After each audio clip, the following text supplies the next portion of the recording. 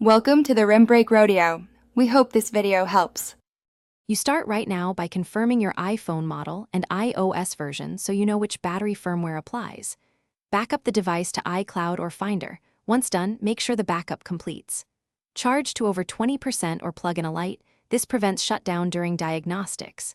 Gather tools, a pentalobe screwdriver and a spudger. These first steps avoid data loss and allow safe disassembly. Do not proceed until backup and charge are verified. Once done with prep, check settings battery health and read the unverified message.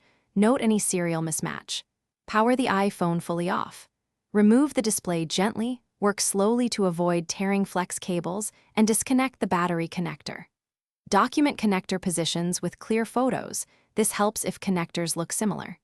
Install a genuine or correctly matched replacement battery, seat it fully, reconnect the battery and display. Then torque screws to original positions before reassembly, so the device recognizes the new component.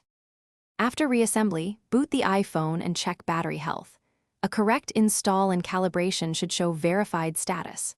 To calibrate, charge uninterrupted to 100%, then use the phone until it shuts down and recharge to 100% again. This helps the system measure capacity accurately.